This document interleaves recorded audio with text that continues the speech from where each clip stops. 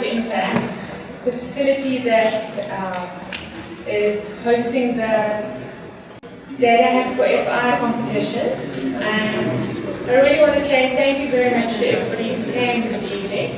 We're very much looking forward to hearing from all the teams, and we want to thank our partners who have made this evening possible. FSCU, Innovation Village, and Liquid Telecoms. Thank you very, very much. So I think I should just start by just saying a couple of words about what I2I is. Not all of you might be as familiar with us as you are with the FSCU. I2I, Insight to Impact, is a facility created through joint funding from the Bill and Melinda Gates Foundation and the MasterCard Foundation. And we are a resource facility promoting financial inclusion, and particularly the use of data in promoting financial inclusion.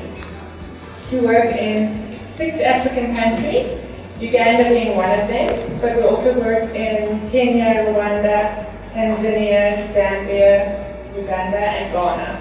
Always have to count on my fingers to get the 6 right.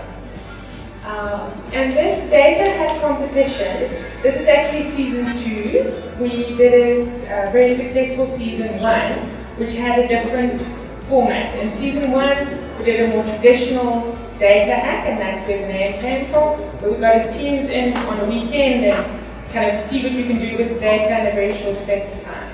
For season 2, we've created the setup where fintechs applied, and we selected the teams that are here. It was a competitive process for them to apply, and we picked the best. And then we partnered them with data scientists who also went through a competitive round. They also applied, and I think we really picked the cream of the crop in Uganda to assist these teams. And these teams have been working together for 3 months, and this evening is the chance for them to present their results. And this is season 2. I think we're looking forward to doing this again in season 3. And if there are any people here who, after this evening, are super excited by the format and what we're doing, please reach out either to myself or Krista or Nicola or Komoto from I2I here, and we can chat about our upcoming season 3 as well. But for now, to focus on season 2, and I will hand back to Joel as the Master of Ceremonies. And once again, thank you very much, everybody, for coming this evening.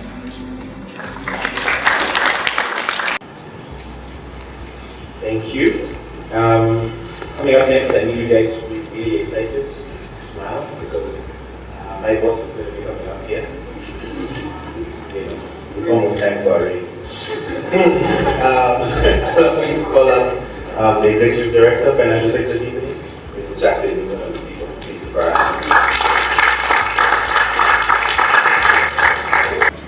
You guys can support Joel a bit more than that. Okay, I'll consider it. Ladies and gentlemen, distinguished guests, brave participants especially, members of the press, allow me to take this opportunity to welcome you to the 2nd annual DataHack for Financial Inclusion. It's taken a lot of work on the part of several people and organizations to lead up to this day. And I'll ask that we take a moment to applaud everyone that's worked tirelessly to put this together. My name is Barbara Nano. I'm the Sales and Marketing Manager of Liquid Telecom Uganda. I'm proud to be here today with the partners.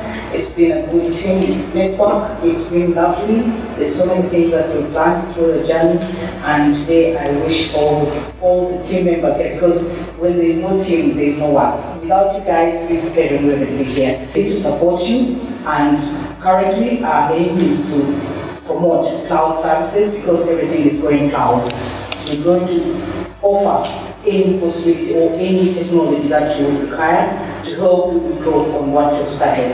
And we're here to grow with you. Thank you very much. I'm very excited to be here today on behalf of the Innovation Village and my colleagues at the Innovation Village who have worked with our partners to put this together. Very excited.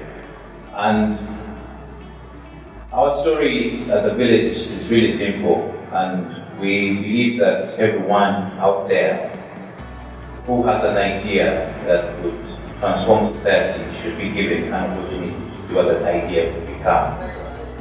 That's really core to what informs everything that we do, that everyone who has an idea should be given an opportunity to see what that idea can become. And it so happens that in Uganda, where 75% of our population is under 30, and 64% of that population is under 24, we have the youngest population in the world. So we better put them to work. And as I think about that, I'm reminded of an African proverb that says that it takes a village, not the innovation village, but it takes a village to raise a child. That's what we know about that proverb. The part that is not said more often is that if that child is not invited into the village, they will burn down the village just to feel its warmth, right? So if we don't tap into the energy of 75% of this population, they will burn down the village just to feel the warmth. So I'm very excited that, in under 2 years, we've been able to build a community of 2,000 innovators, totaling 130 startups. And our community is made up of local, regional, and global companies that have come together to grow together and learn together. I guess we're about to start. Are you excited? Let me know that you're excited, guys. Someone's being recorded. Are you excited? Are you excited? Alright, fantastic. I hope my night start this event to be lovely. So, to start, I'm going to ask Smoked Coffee. Anyone? 2.5 million cups of coffee are consumed across the globe. Africa being the major grower of coffee, we've got the top 5 countries or top 5 growers of coffee in Africa, contributing about 14.1 million tons of coffee every year. Uganda coming second amongst these top 5, and Uganda contributing about, say, 4.3 million tons of coffee every single year. So let me bring you closer to home. Kasese. This is $100,000 transacted every day in Kasese. If you put it into perspective, Kasese has got a population of about 700,000 people. You translate it into the numbers, that's about $5 per day per person. But for those of you that have been to Kasese, you will attest to the fact that this is not the reality of the ground. Why is that so? Challenges such as limited access to formal financial services. Most of the farmers, because of this, resort to informal sector for financial support, but most importantly, they are swindled by the middlemen, hence the value not going down all the way to the farmers. So, what is financial inclusion? According to the Organization for Economic Cooperation and Development, financial inclusion is the process of ensuring access to appropriate financial products and services needed by vulnerable groups at an affordable, fair, and transparent manner by mainstream institutional players. So who are these players? These players are the guys that actually are involved in the transformation of the lives of the people at the bottom of the pyramid. But these players need data. Why? To improve resource allocation, better decision making, and also to measure the impact of the resources that we have allocated to the different vulnerable groups. So, ladies and gentlemen, allow me to introduce to you FarmPrint. Given that background, how do we come into play as FarmPrint? FarmPrint is a digital platform that collects and aggregates data in real time to foster fair trade and transparency across the entire value chain. We collect data all the way from the farmer in Kasese, Kapchora, Paida, all the way to the bulk buyers in Kampala. Just a year ago, we set out to build a digital solution to help businesses get paid. We met people like Esther who really didn't have a way to collect mobile payments, and we helped them get access to mobile money transactions from their customers. We did this for about 100 businesses, but what we quickly realized was Esther didn't lacked ways of collecting her money from her customers. But she lacked a way to grow her business. But we had all this data and we could see all these transactions going through and we could see her cash in, cash out. But at the end of the day, she was stuck with mobile money transactions that were not helping her. This is the state of the industry. We have over 20 million mobile money accounts and we have over 5 million bank accounts. But all these big players are trying to pull customers to their own end. But we realized there was a sweet spot, a few million people who had both mobile money and bank accounts. But what were they using their transactions for and who are these people? So we set out to build Solar Credit. And what Solar Credit is a mobile app that helps customers to different businesses and the businesses themselves make sense of their financial data. In terms of the highest transaction agents, the women take about 60% of that. The youth, in terms of ownership, is still a 50-50 split. But we have agents who then hire handlers of their devices. And on that split, 80% are youth who are handling the devices. In terms of location, 80% of the most productive, as expected, are located in very high traffic, high visibility areas in urban centers. And at the bottom there, this we knew before, the inactive percentage of 40%. But what happens now is we're able to predict when someone could go inactive. Because we have trends from 2013, we know if someone's transactions drop by a certain percentage, there's a possibility that they might become inactive. And it helps us to plan, to intervene, find out what's happening. Is it a hardware issue, is it a support issue, a training issue? And we're able to cover that before it actually happens. The solution is 4 steps. So one, we profile who our strong agents are.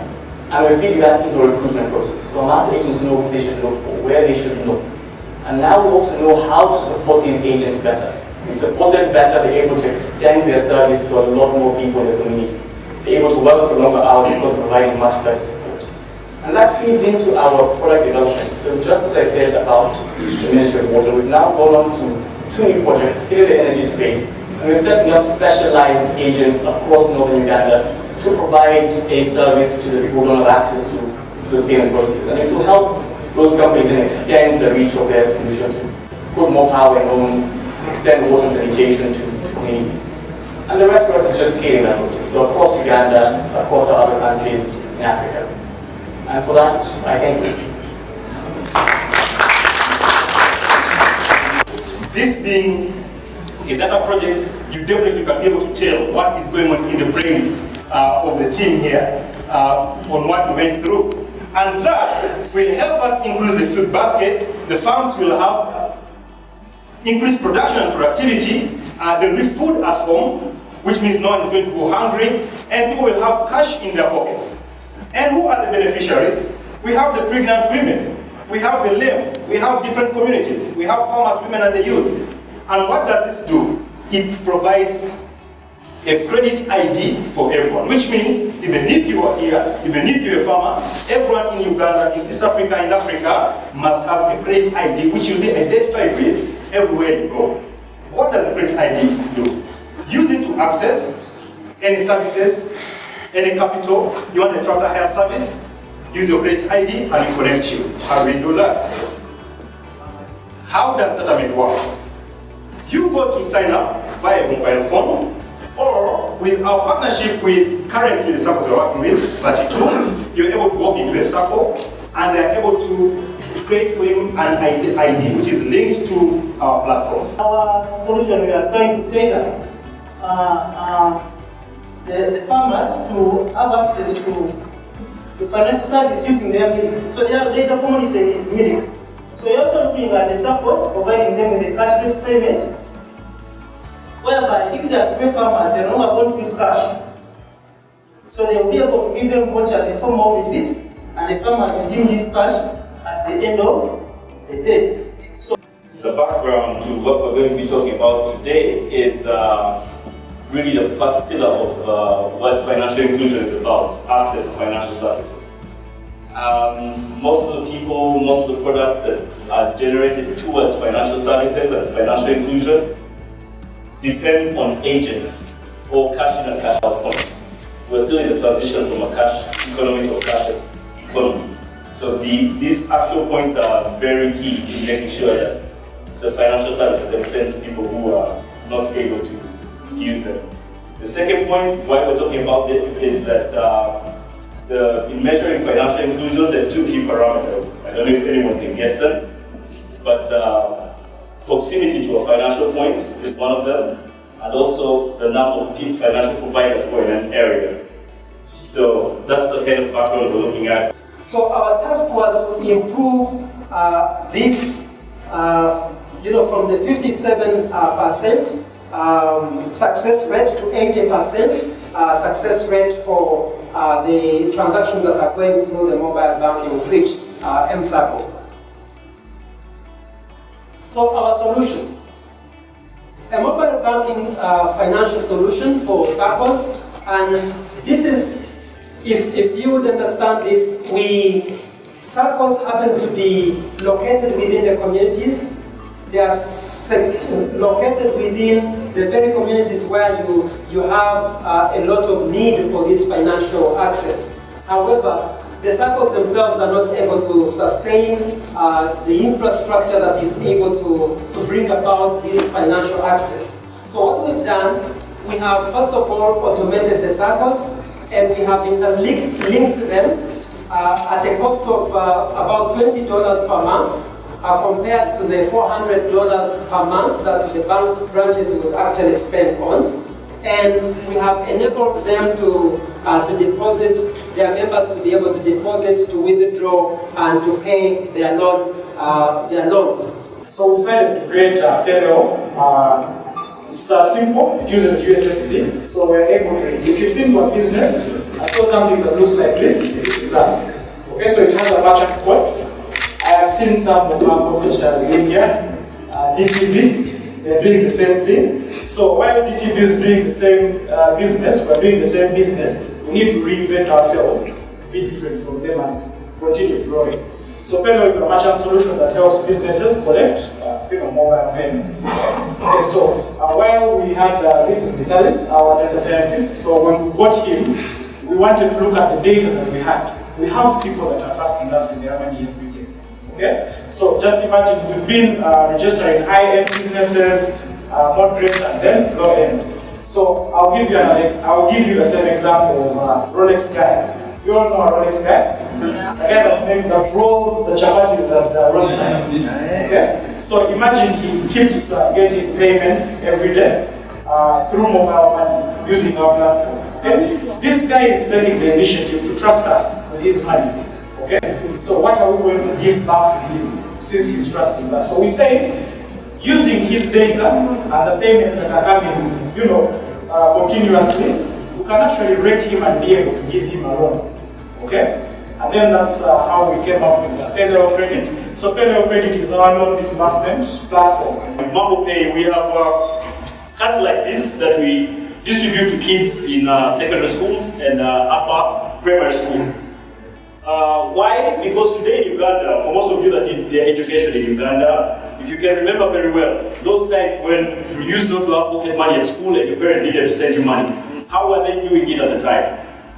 Well, to me, they would either send money to my classroom teacher, and then the teacher would figure out how to get the money to me.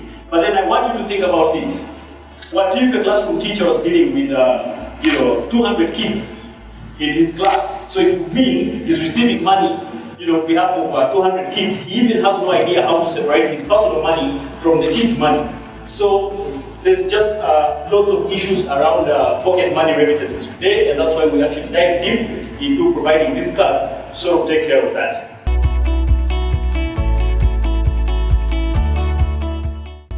Award the Women and Youth Prize for the DataHack Season 2 to Mambo Pay.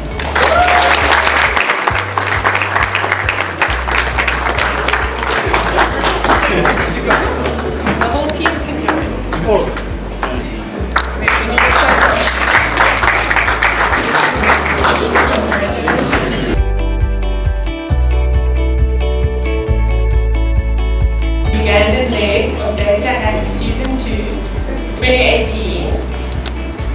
NFT.